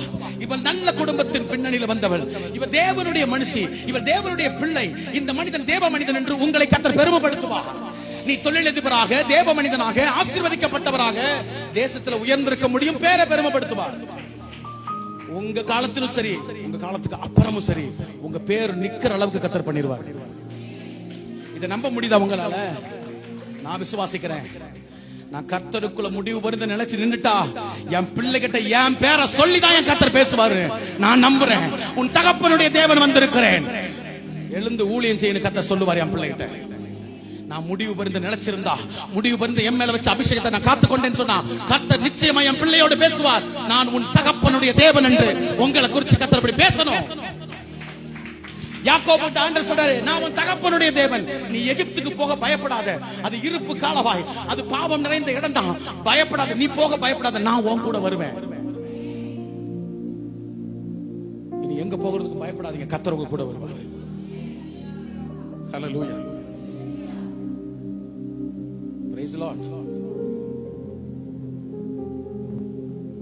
பாவத்தை விட்டுட்டா பெருமைப்படுத்துவார். ஒரு உதாரணம் சொல்றேன் கவனிங்க. கிறிஸ்துமஸ் கொண்டாடி அப்படி ஃப்ரெஷ்ஷா இருக்கிறோம்ல, ஒரு வசனம் இருக்குது. மேய்ப்பர்கள், மந்தையை காத்து கொண்ட மேய்ப்பர்களுக்கு, பாஸ்டர் ரெவரண்ட் ஆனந்த் சொல்லிட்டு இருக்காங்க, சோதரன் எனக்கு ரொம்ப பிடிக்கும். அப்படி நான் அதிகமா பேசுறது இல்ல, பட் எனக்கு ரொம்ப பிடிக்கும். ஆமீன். எப்ப பேசினா சந்தோஷம், சமாதானம். தம்பி அவரை ரொம்ப அதிகமா பேசியிருக்கிறாரு. நான் சொல்றேங்க, உண்மையில அவரை குறிச்சு கேள்விப்பட்டது வரைக்கும், இந்த மந்தையை காத்துக்கொள்ள ராப்பகல ஓடுறீங்களா பாஸ்டர், உங்களுக்கு தான் பாஸ்டர் நற்செய்தி. இன்று கர்த்தராகிய கிறிஸ்து எனும் ரட்சகர் தாவீதின் ஊரில் பிறந்திருக்கிறார். இந்த மந்தையை யாரு தொற்றக்கூடாதுன்னு ராத்திரியில கண்ணு முழிச்சு காத்திருக்கிற மேய்ப்பர்களுக்கு நற்செய்தி. எப்படி தெரியுமா வந்துச்சு நற்செய்தி? ரட்சகர் பிறந்திருக்கிறார் மட்டும் இல்லங்க, இயேசு பிறந்திருக்கிறார் இல்ல, பிதாவின் குமாரன் பிறந்துட்டார்னு சொல்லல, இந்த உலகத்தை ரட்சிக்க போற ஆண்டவர் பிறந்தார் அப்படி சொல்லல. இன்று கர்த்தராகிய கிறிஸ்து என்னும் ரட்சகர் எந்த ஊர்ல பிறந்திருக்கார் தெரியுமா? சொல்லுங்க சத்தமா. பெத்லகேம் ஊருன்னு சொல்லலாம்ல, நாசரேத்து ஊருன்னு சொல்லலாம்ல, எருசலேமிலே பிறந்திருக்கிறான்னு சொல்லலாம்ல. அப்படி சொல்லலங்க, அவர் ஒரு பேரை மென்ஷன் பண்றாரு, தாவீதின் ஊர்ல. அப்படின்னா இயேசு எங்க பிறந்திருக்காருன்னு கேட்டா மேய்ப்பர்களுக்கு தெரியுது, மேய்ப்பர்களுக்கு தெரியுது அது தாவீதின் ஊர்னாலே அது பெத்லகேம் ஊர் தான். ஹல்லேலூயா சொல்லுங்க. உங்க சர்ச் இருக்குது பிளஸிங் மாரநாதா, ஏதோ முகஸ்துதியா சொல்ல பிளஸிங் மாரநாதா சர்ச் அப்படின்னு சொன்னா சோதரம் அப்படி சொன்ன உடனே தெரியற அளவுக்கு கர்த்தர் மாத்திடுவாரு. பாஸ்டர் பேரை சொன்ன உடனே தெரியற அளவுக்கு மாத்திடுவாரு. பரிசுத்தத்தை காத்துக்கொண்ட எந்த சபையும் கர்த்தருக்கு என்று மகிமையாக எழும்பும் என்பது சந்தேகமே இல்லை. எழுப்புதலின் பிறப்பிடமே அதுதான். நிறைய பேர் நினைச்சிட்டு இருக்கீங்க பிரம்மாண்டமான இடத்துல இருக்குது, பயங்கரமான பெரிய பெரிய கூட்டத்துல இருக்குது. நோ, இல்ல இல்ல இல்ல இல்ல. சின்ன கூட்டத்துல அங்கேயே சத்திரத்துல இடம் இல்லைன்னு முன்னணியில கொண்டு கடத்துறாங்க. ஆமீன். முன்னணி போல இருக்கிற சின்ன இடத்துல இந்த இடத்துல எழுப்புதல் கண்டிப்பா வரும். கிறிஸ்து ரட்சகர் வந்து பிறப்பார், பாவம் இல்லாத பரிசுத்தர். ஆமென். சின்ன சின்ன இடமா இருக்கு, ஆமென். கிராம ஊழியங்கள்லாம் அப்படிலாம் இருக்குதுன்னு நினைக்காதீங்க. சத்திரத்துல இடம் இல்ல, நிறைய பெரிய பெரிய இடங்கள்ல இயேசுக்கு இடம் இல்லைங்க. ஒரே ஆட்டமும் பாட்டமுமா இருக்குது. கர்த்தருக்கு ஸ்தோத்திரம். இங்கதான் பரிசுத்தத்தை வலியுறுத்துகிறோம், அன்பை வலியுறுத்துகிறோம். கர்த்தர் நிச்சயமா இங்கதான் வந்து பிறப்பாரு. புரிஞ்சவங்க ஒரு ஆமென் சொல்லுங்களேன். பிறப்பாருன்னா தப்பா புரிஞ்சுங்க, அவர் எங்கே பிறந்துட்டாரு, அனுதினமும் எல்லாருடைய இதயத்திலும் பிறப்பாரு. கலாத்தியர் 4:19 சொல்லுது, என் சிறு பிள்ளைகளே உங்களிடத்தில் கர்த்தர் மறுபடியும் இயேசு உருவாகும் அளவு நான் கற்ப வேதனை படுகிறேன். அல்லேலூயா, ஆமென் சொல்லுங்க. சந்தோஷமா இருக்கீங்களா? பரிசுத்த வேதம் சொல்லுது, பாவம் வெளியரங்கமா மாறிடும், மறைச்சு வைக்க முடியாது, மறைக்கப்பட்ட பாவங்கள். அல்லேலூயா. ஆண்டவர் இந்த பாவம் ரொம்ப மறைச்சா தேசத்துல ஒரு பெரிய இழப்பு வந்துடும். உலகத்து மனிதர்கள் பாவம் செய்தால் அது ஒரு பெரிய இழப்பை உண்டாக்காது. ஆனா ஒரு பரிசுத்தவான் பாவம் செய்தால், அதாவது ஒரு தேவ பிள்ளை பாவம் செய்தால் அது மிகப்பெரிய இழப்பை உண்டாக்கிடும். தாவீது இஸ்ரவேல் ஜனங்களை தொகையிடுவதற்கு ஏவுகிறார். யோவாப் என்கிற அந்த ஸ்தோத்திரம் படைத்தலைவன் சொல்றான், இல்ல தாவீது ராஜாவே, இல்ல, கர்த்தர் அன்னைக்கு இருந்ததை விட 1000 மடங்கு பெருக பண்ணுவார், கோடி கோடியா பெருக பண்ணு, நீங்க ஒண்ணும் கவலைப்படாதீங்க அப்படின்னு ஒரு அட்வைஸ் கொடுக்கிறார். தாவீது ராஜாவா இருந்ததுனால யோவாபுடைய வார்த்தை பலனற்று போயிருச்சு. தாவீது ஜெயிச்சிட்டார். போய் எல்லாத்தையும் எண்ணிட்டு வா. போய் எண்ணிட்டு வந்த உடனே கர்த்தருக்கு கோபம் வந்துருச்சு. ஏன்னா அவர் லேவி கோத்திரத்தை என்ன முட்டாரு, சில கோத்திரத்தை என்ன முட்டாங்க, சுத்தி அடிச்சு 9 மாசம் 8 மாசம் கழிச்சு வராங்க. கர்த்தருக்கு கோபம் வந்தது. இஸ்ரவேல் ஜனங்களிலே 70,000 பேர் செத்து போனார்கள். தாவீது கதற, ஆண்டவரே நான் தானே பாவம் செய்த, என் ஆடுகள் என்ன செஞ்சது? தவறு செய்கிற தேவ மனிதர்கள் நிமித்தமாய் தேவ ஜனங்கள் தண்டிக்கப்படுகிறார்கள். இன்றைக்கும் உத்தமமாய் இருக்கிற ஒரு தேவ மனிதனை கொண்டு பலத்த கிரியைகளும் நடக்கிறது. இன்றைக்கும் ஒரு பரிசுத்தமான தேவ மனிதன், உண்மையான தேவ மனிதன் கர்த்தருடைய கரத்தில் வல்லமையான பயங்கரமான ஆயுதம் என்பதை மறந்து விடாதீர்கள். சத்துருக்களை நிர்மூலமாக்குகிற பயங்கரமான ஆயுதம் என்பதை மறந்துடாதீங்க. அல்லேலூயா. ஒரு பரிசுத்தமுள்ள பிள்ளை கர்த்தருடைய கரத்தில் பயங்கரமான ஆயுதம். கண்ணுக்கு தெரியாத உலகத்தில் போராடுகிற அந்தகார வல்லமையில் நிர்மூலமாக்குகிற பட்டயம் உங்கள் கரத்தில் கொடுக்கப்படும். அல்லேலூயா. ஏதோ மோதிட்டோம், இப்பதான் அப்படியே தொடங்கி இருக்கோம், ஜெயிச்சிடலாம் அப்படிலாம் நினைச்சால முடியாது. கண்ணுக்கு தெரியாத உலகத்தை நிர்மூலமாக்கத்தான் கர்த்தர் நமக்கு பரிசுத்த ஆவியின் அபிஷேகத்தை தந்திருக்கிறார். அல்லேலூயா சொல்லுங்களேன். தேவனுக்கு மகிமை. அவ்வளவு பிரசன்னத்தை இந்த இடத்துல உணர்றேன். கர்த்தருக்கு மகிமை உண்டாகட்டும். அல்லேலூயா. நல்ல பிரசன்னத்தை அனுபவித்துக் கொண்டே இருக்க தேவன் பேசிக்கொண்டே இருக்கிறார். போகணும். அங்கே 36 பேர் இஸ்ரவேலிலே மடிந்து போனார்கள். யோசுவா என்கிற தேவ மனிதன், மோசே என்கிற தன் தகப்பனுடைய, தன்னுடைய ஆவிக்குரிய தகப்பனுடைய அந்த பிரம்மாண்டமான தேவ மனுஷனை நேர்ல பார்த்து பார்த்து வளர்ந்தவன். அவன் செய்த அற்புதங்களை, செங்கடலை பிளந்த போதும், ரெவிதீவிலே யுத்தம் நடந்த போதும் பலத்த கிரியைகளை கர்த்தருக்காகவும் மோசேக்காகவும் செய்தவன். மோசேயின் பணிவிடைக்காரன். கர்த்தருக்கு ஸ்தோத்திரம். ஆசரிப்பு கூடாரத்தை விட்டு பிரியாதிருந்த ஒரு தேவ மனிதன், தேவனிடத்திலிருந்து தேசத்தை பங்கிடுகிற மிகச்சிறந்த அதிகாரத்தை பெற்ற தேவ மனிதன் யோசுவா முகங்குப்புற விழுந்து கிடக்கிறான். கர்த்தர் சொல்லுகிறார், ஏன் இப்படி முகங்குப்புற விழுந்து கிடக்கிற நீ? 36 பேர் மடிச்சு போனாங்க. ஆண்டவரே, அடுத்தடுத்து நான் தேசத்தை கடந்து போகணும், கானான் தேசத்துக்கு. லட்சக்கணக்கான புருஷர்கள் மாத்திரமே. ஐயோ, மிருக ஜீவன்கள், குழந்தைகள், பிள்ளைகள், லட்சக்கணக்கான தேவ ஜனங்கள் இருக்கிறாங்களே, நான் எப்படி கொண்டு போவேன்? 36 பேரை எடுத்து வந்து ஆயுப்பட்டணத்து மனிதர்கள் எங்களை வீழ்த்தி விட்டார்களே, நான் தொடர்ந்து போகவா வேண்டாமா அப்படின்னு முகம் குப்புற அழுது புலம்பிக்கிட்டு இருக்கிறான் ஒரு தேவ மனுஷன். கர்த்தர் சொல்றாரு, ஏன் புலம்பிட்டு இருக்கிற? என்ன நடந்துச்சுன்னு உனக்கு தெரியுமா? தெரியாம ஏன் புலம்பிட்டு இருக்கிற? யோசுவாவின் புத்தகம் 7ஆம் அதிகாரத்துல தேவன் இடைபட ஆரம்பிக்கிறார். அங்க வசனத்தை எடுத்து வாசிக்க கேட்போம். வசனம் வாசிக்க பார்ப்போம். 7ஆம் அதிகாரம் 1வது வசனத்தை வாசிக்கிறேன், கவனியுங்கள்.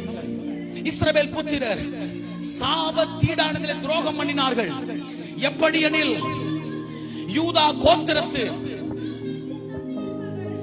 நல்ல கவனி, யூதா கோத்திர சேராகுடைய குமாரனுடைய சப்தியின் மகன் கர்மிக்கு பிறந்த ஆகான் என்பவன் சாபத்தீடானதிலே சிலதை எடுத்துக்கொண்டான். ஆகையால் இஸ்ரவேல் புத்திரர் மேல் கர்த்தருடைய கோபம் உண்டது.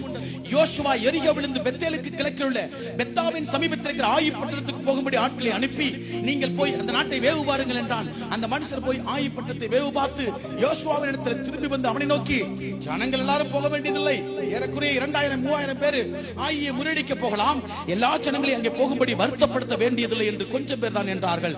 அப்படியே ஜனங்களில் ஏறக்குறைய 3000 பேர் அவ்விடத்துக்கு போனார்கள். ஆனாலும் அவர்கள் ஆயின் மனுஷருக்கு முன்பாக முறிந்தோடினார்கள். 1வது வசனத்துல நமக்கு படிக்கிற, நமக்கு தெரியணும்னு ஆவியானவர் எழுதியிருக்கிறாரு. ஆனா இந்த சம்பவம், கர்மியின் மகன் ஆகான் என்பவன் பாவம் செஞ்சிட்டான், சாபத்தீடானதுல எடுத்து ஒளிச்சு வச்சுட்டான்னு ஆண்டவர் யோசுவா கிட்ட சொல்லல. யோசுவாவுக்கு இந்த மேட்டரே தெரியல, இந்த விஷயமே தெரியல. தேவஜனமே கவனிங்க. இப்போ 36 பேர் மடிஞ்சு போனாங்க. இவர் முகம் குப்புற விழுந்து கிடக்கிறாரு. ஆண்டவர் அவரை எழுப்புறாரு. 13வது வசனத்துல பாருங்களேன், எழுந்து நீ ஜனங்களை பரிசுத்தம் பண்ணி நாளைய தினத்துக்கு உங்களை பரிசுத்தம் பண்ணிக் கொள்ளுங்கள். இஸ்ரவேலரே, சாபத்தீடானது உங்கள் நடுவே இருக்கிறது. நீங்க உங்க சாபத்தீடானதை உங்க நடுவில் இருந்து விலக்காதிருக்க மட்டும் நீங்கள் உங்கள் சத்துருக்களுக்கு முன்பாக நிற்க கூடாது என்று இஸ்ரவேலின் தேவனாய் கர்த்தர் சொல்லுகிறார். கவனிங்க, ஆண்டவர் சொல்றாரு, இப்ப சொல்றாரு, சாபத்தீடானதா? யோசுவா பதறுகிறார். ஐயோ, நம்ம கரெக்டா நடத்திட்டு வந்தோமே, யார் தப்பு பண்ணான்னு தெரியல. ஆண்டவர் பாருங்க, சாபத்தீடானதுல ஒண்ணுதான் இருக்கு. 1வது வசனம் சொல்லுது, கர்மியின் மகன் யூதா கோத்திரம். நல்லா கவனிங்க, நான் லிஸ்ட் வாசிக்கிறேன், கவனிங்க. யூதா கோத்திரம். எந்த கோத்திரம்? நம்ம யாரு? நம்மளும் யூதா கோத்திரம் தான். என் கர்த்தர் யூதா கோத்திரத்தில் உதித்தார் என்பது பிரசித்தமா இருக்கிறது. அப்படின்னா நானும் யூதா கோத்திரம் தான். ஸ்பிரிச்சுவலா நான் யூதா கோத்திரம் தான். வசனம் சொல்றது யூதா கோத்திரத்து சேராகுடைய குமாரன். நல்லா கவனிக்கணும்.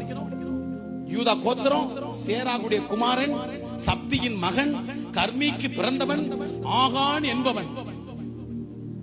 அட்ரஸ் டீடைலா வந்துருச்சு. அவன் பாட்ட பூட்ட எல்லாம் வந்துருச்சு. ஆமென் சொல்லுங்களேன். கர்த்தர் இங்க சொன்னாரு, யோசுவா கிட்ட சொல்லல. சில நேரங்கள் ஆண்டவர் எங்களிடத்துல கூட சில காரியங்களை மறைச்சு. ஏன் தெரியுமா? வாசிக்க போறேன். இந்த சத்தியம் ரொம்ப பிரயோஜனமா இருக்கும். கர்த்தர் நம்முடைய குடும்பங்கள் ஆசீர்வாதத்தை கொடுக்க போகிறாரு. நீங்க தலை சிறந்து இருக்க வேண்டும். ஆமென் சொல்லுங்க பாப்போம். நீங்க மிகச் சிறந்தவர்களாக மாற வேண்டும் என்பது தேவ திட்டம். உங்க பேச்சு, செயல், ஆக்டிவிட்டிஸ் எல்லாம் ஆசீர்வாதமா. நான் சொல்றேங்க, இந்த லைவ்ல சொல்றேன், கயத்தாறு பட்டத்துல என்னை அறியாதவர்கள் இருக்கலாம். ஆண்டவர் சொல்ற மேல் உள்ள தரிசனம் அப்படியே தேங்கி இருந்த மாதிரி இருக்கலாம். அதே போல உங்களுடைய வாழ்க்கையில் இருக்கலாம். ஒரு நாள் நிச்சயம் வருகிறது. மிகச் சிறந்த ஒரு ஆசீர்வாதம், மிகச் சிறந்த எழுப்புதல் நம்மை கொண்டு மட்டுமே, நம்மை கொண்டு மட்டுமே, நம்மை கொண்டு மட்டுமே, அல்லது நம்மை போன்று கர்த்தருக்காய் காத்திருக்கிறவர்களை கொண்டு மட்டுமே, அல்லது நம்மை போன்று கர்த்தருக்காய் காத்திருக்கிற உண்மை உணர்வுகளை கொண்டு மட்டுமே.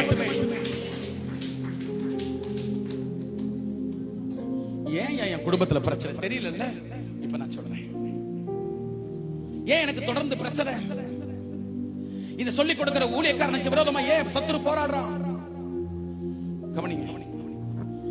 14வது வசனம். காலையிலே நீங்கள் கோத்திரம் கோத்திரமாக வர வேண்டும். அப்பொழுது கர்த்தர் குறிக்கிற கோத்திரம் வம்சம் வம்சமாக வர வேண்டும். கர்த்தர் குறிக்கிற வம்சம் குடும்பம் குடும்பமாக வர வேண்டும். கர்த்தர் குறிக்கிற குடும்பம் பேர் பேராக வர வேண்டும் என்று சொல். ஆண்டவர் மிக சிறந்த ஒரு பெரிய காரியத்தை செய்ய போறார். ஒரு பெரிய ஆக்டிவிட்டிஸ் நடக்க போகுது. பிரம்மாண்டமா நம்ம ஒரு மீட்டிங் நடத்துறோம்ல பெருசா, அந்த மாதிரி ஒரு பெரிய காரியத்தை செய்றார். காலையில என்ன சொல்ற, எல்லா கோத்திரமும் வந்துடணும். லட்சக்கணக்கான கோத்திரம். நல்லா கவனிங்க. ரூபன் கோத்திரமா? ரூபன் என்கிற ஒரு மனிதன் இப்ப லட்சக்கணக்கான மக்களா மாறி நிற்கிறார். ரூபன், சிமியோன், லேவி, அப்படியே லட்சக்கணக்கான மக்களா இருக்காங்க. எல்லாரையும் கோத்திரம் கோத்திரமா வர சொல்றார் ஆண்டவர். கோத்திரத்தின் சார்பில் ஒருத்தர் வந்து நிற்பாரு. அப்பொழுது சாபத்தினானதை எடுத்தவனாக கண்டுபிடிக்கப்படுகிறவனே அவன் கர்த்தருடைய உடன்படிக்கை மீறிட்டான். நல்ல கவனிங்க. தேவன் சொல்றாரு, எத்தனை பேர் நேரம் செலவு பண்ண விரும்புறீங்க? அல்லேலூயா. கொஞ்ச நேரம் கவனமா கேளுங்க. ஏன்னா இது ஒரு பெரிய ப்ராசஸ். இங்க ஒரு பெரிய ப்ராசஸ் நடக்குது. இப்ப உங்களை கூட்டி சேர்க்கிறதுக்கு 4 கிராமத்துல இருந்து கூட்டி சேர்க்கிறதுக்கு எவ்வளவு நேரம் ஆகும்? 12 கோத்திரத்தையும் கூட்டி சேர்க்கணும். எதுக்கு கூட்டி சேர்க்கிறாரு தெரியல. சீட்டு போட சொல்றாரு. 12 கோத்திர பேர் எழுதாச்சு, சக்சன் எழுதியாச்சு, சீட்டை போட்டாச்சு. எல்லாரும் வாங்க, ஒரு சீட்டை எடுங்க. ஹல்லேலூயா. எல்லாருக்கும் திக்கு திக்கு திக்கு திக்குன்னு இருக்கு. எல்லா கோத்திரத்தார் ஐயோ என்ன நடக்குது தெரியலையே, 36 பேர் செத்ததுக்கு காரணம் யாருன்னு தெரியலையே அப்படின்னு இவங்க பதறிக்கிட்டு இருக்கும்போது எல்லா கோத்திரத்தையும் ஒவ்வொன்னா போட்டுன யூதா கோத்திரத்தின் மேல சீட்டு விழுந்துச்சு.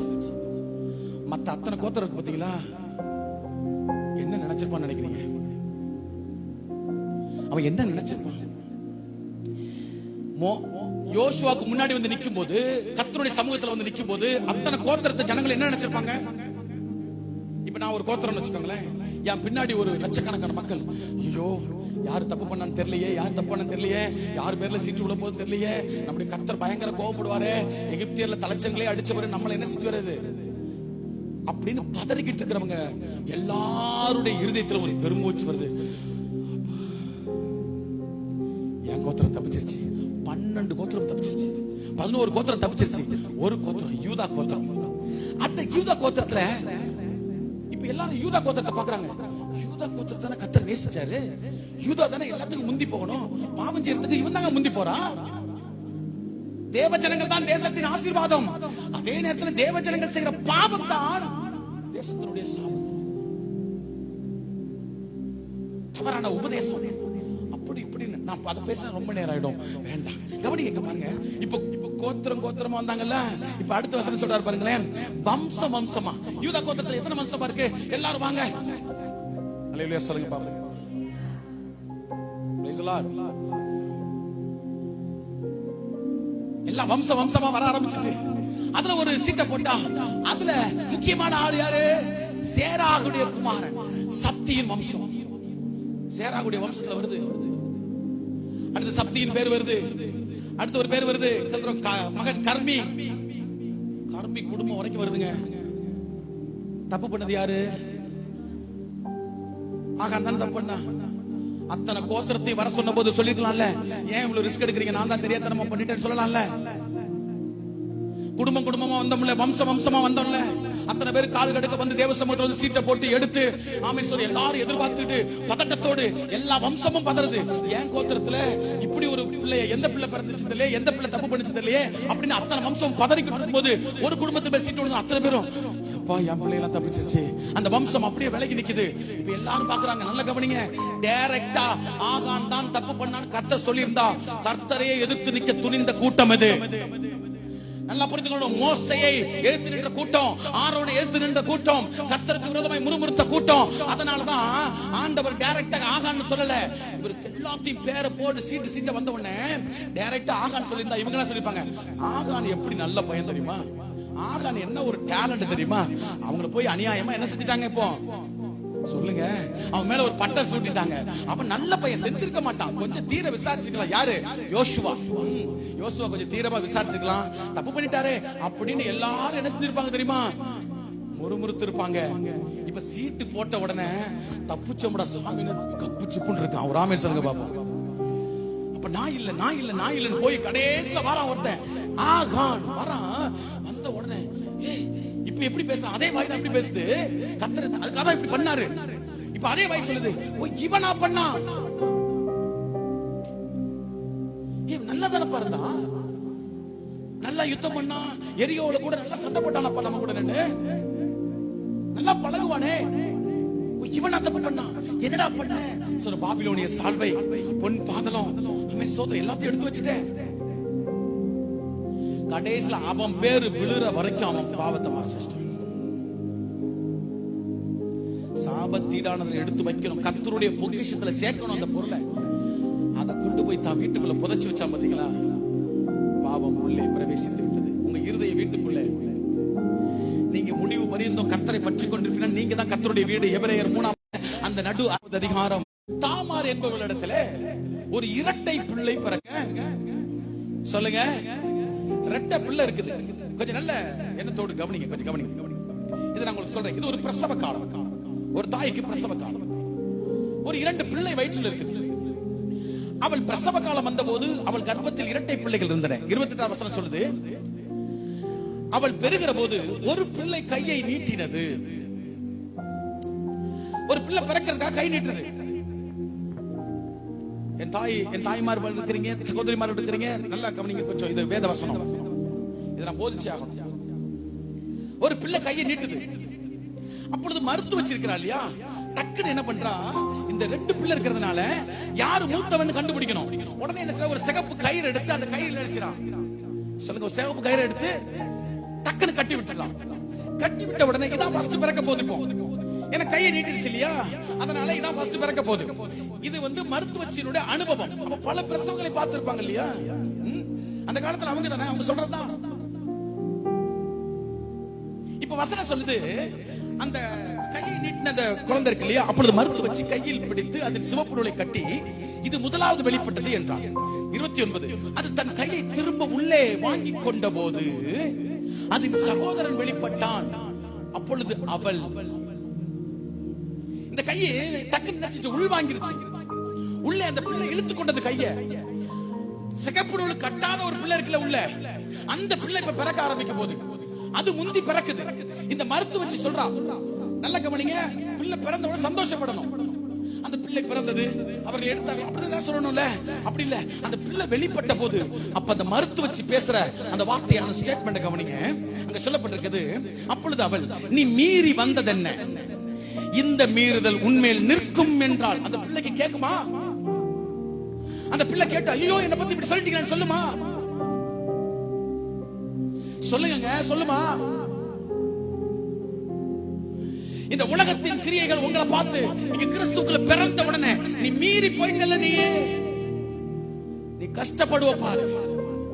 நீ மீறி போயிட்டல கர்த்தருக்குள்ள, நீ ஆண்டவரை ஏற்றுக்கொண்டு போயிட்டல அப்படின்னு இந்த உலகத்துல எத்தனை பிள்ளைகளை மிரட்டிட்டு இருக்காங்க தெரியுமா? இந்த மீறுதல் உன் மேல நிக்கும். உன் கல்யாண காட்சி எதுக்கு நான் வர மாட்டேன், ஊரை விட்டு அப்படி வைக்கிறேன், தள்ளி வைக்கிறேன், அதை செய்யறேன், சொந்த பந்தங்கள் பேச மாட்டோம், அதை செய்ய மாட்டோம்னு எத்தனை பேர் இந்த மருத்துவச்சிகளை போல இன்னும் கிறிஸ்துக்குள்ள பேசுறாங்க தெரியுமா?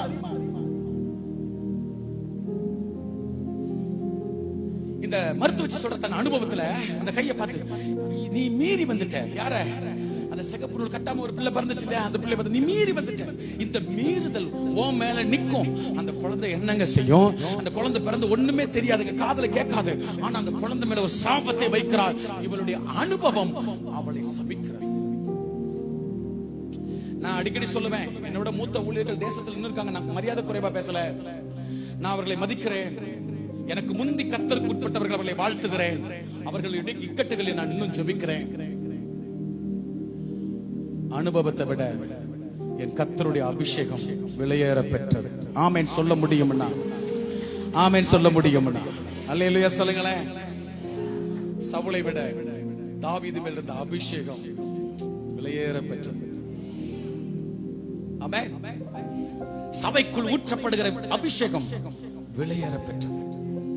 இந்த உலகம் சுட்டுகிற பரிவட்டங்களோ ஆமென் தலை சிகரங்களோ இல்ல, என் கர்த்தர் வைக்கிற அபிஷேகம், எளிமையான விசுவாசத்தின் என் மேல் வருகிற அபிஷேகம் தான் இந்த தேசத்தில் விலையேற பெற்றதுன்னு நான் சொல்றேன். ஆண்டவருடைய பரிசுத்த நாமம் மகிமை பண்ணட்டும். நிக்கும், உன் மேல மீறுதல் நிக்கும் அப்படின்னு அவ சபித்து விட்டால், உங்களை பார்த்து யாராவது சபிச்சு, இல்ல நீ மீறி கர்த்தருக்குள்ள போயிட்ட, நீ ஆண்டவருக்குள்ள போயிட்ட, நல்லா இருக்க மாட்டே, நான்லாம் உங்க பின்னாடி வர மாட்டேன்னு சொன்னாங்கன்னா கவலைப்படாதீங்க. அந்த சாபம், அந்த மருத்துவச்சி விட்ட அந்த சாபமான வார்த்தை அல்லது அந்த கோபமான வார்த்தை ஆமென் ஸ்தோத்திரம் அந்த குழந்தை மேல வந்து நின்னுச்சான்னு பாப்போமா? கர்த்தருக்கு ஸ்தோத்திரம். வசனம் சொல்லுது, ஆமென் நீ மீறி வந்ததனால அதனால அவனுக்கு பேர் என்னதுங்க? பாரேஷ் என்று பேர் வைத்தார்கள். 30ஆம் வசனம் சொல்லுது, பிற்பாடு கையில் சிவப்பு நூல் கட்டியிருந்த அவனுடைய தம்பி வெளிப்பட்டான். அவனுக்கு பேர் என்னதுங்க? என்ன பேரு? இப்ப இந்த யூதா கோத்திரத்தினுடைய யாருடைய மகன் தப்பு பண்ணா? பாரேஷ்ல யூதாவுக்கு 2 பிள்ளை. அந்த 2 பிள்ளையில பாரேஷின் பிள்ளை தப்பு பண்ணல, சேராகுடைய பிள்ளை தப்பு செய்கிறது. ஒரு ஆமென் சொல்லுங்க பாப்போம்.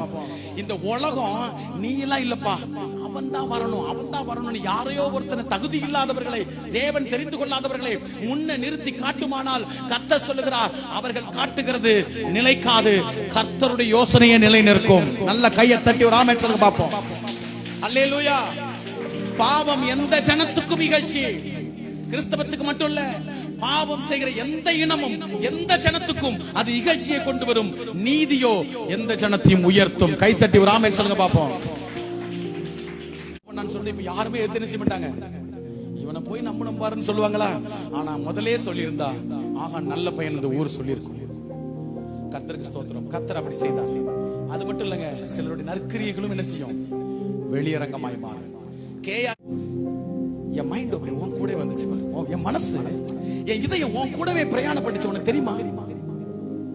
நீ இறங்கி அப்படி டேன் பண்ணி அவன்கிட்ட வாங்க அப்படி போன பாரு, அப்போ என் இதயம் உன் கூடவே வந்துச்சு பாருப்பா. தெரியாது, என் போன்ற யாராவது சொன்னாதான் தெரியும். நீங்க பிரச்சனைன்னு சொன்ன உடனே எங்க இருதயம் முதல்ல உங்க வீட்டுக்கு முன்னாடி முழங்கால் போடும், உங்களுக்கு முன்னாடி முழங்கால் போடும். அதுக்கப்புறம் தான் எங்களுடைய சரீரம் வரும். எங்க ஆவி, எங்க ஸ்பிரிட், எங்களுடைய ஆவியில நாங்க அங்க வந்துருவோம். தெரியுமா உங்களுக்கு? பவுல் சொல்கிறார், நான் சரீரத்தின்படி தூரமா இருந்தாலும் ஆவியின்படி நான் உங்களோட இருக்கிறேன். கையை தட்ட முடியும்னா, விசுவாசிக்க முடியும்னா, இந்த வசனம் உண்மைங்கிறது உண்மைனா, நீ பாவம் செய்யும் போதும் தேவ மனிதனுடைய இருதயம் பின்னாடி வர செய்யாத.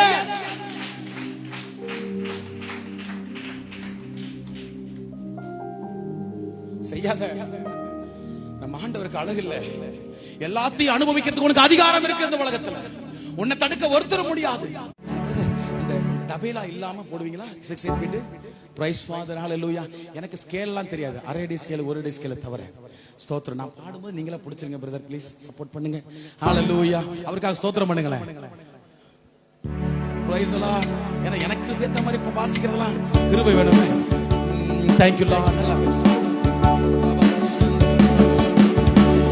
உங்க அன்பு ஒன்று போதுமையா, நான் ஓகே ப்ளீஸ் நான் பாடுறேன். இதான் மாதிரி என்ன கொஞ்சம் ஸ்பீடா.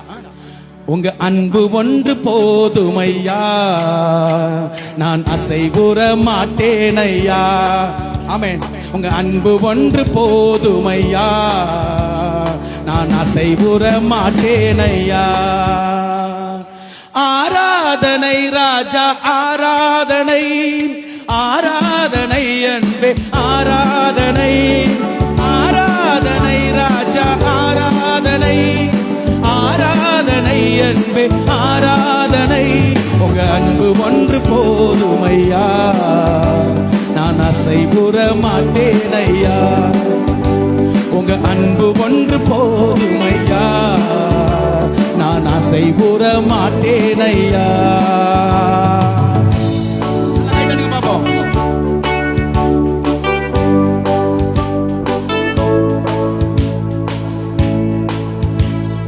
பயணத்தில் பயம் வந்தாலும் பயணத்தை தொடர்ந்திடுவே. என் பயணத்தில் பயம் வந்தாலும் பயணத்தை தொடர்ந்திடுவே. படைத்தவர் நீர்தானையா, அந்த பயத்தை மேற்கொள்ளுவே. என்னை படைத்தவர் நீர்தானையா, அந்த பயத்தை மேற்கொள்கிறேன். ஆராதனை ராஜா ஆராதனை, ஆராதனை அன்பே ஆராதனை, ஆராதனை ராஜா ஆராதனை, ஆராதனையா நான் அசைவுற மாட்டேன் ஐயா. கையை தட்டுங்க பாப்போம். உங்க அன்பு ஒன்று போதுமையா, நான் அசைவுற மாட்டேன் ஐயா. நல்ல கை தட்டி. புயல் வந்து தாக்கினாலும் போராடி ஜெயிப்பேன் ஐயா. என் புகலிடம் நீர்தான் ஐயா, உம்மை புகழ்ந்து பாடுவேன் ஐயா. Yes, glory.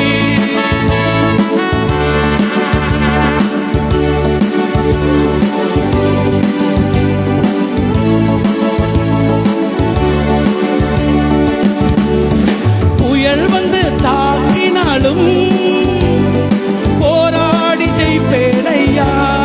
சொல்லுமா, புயல் வந்து தாக்கினாலும் போராடி ஜெயிப்பேன் ஐயா.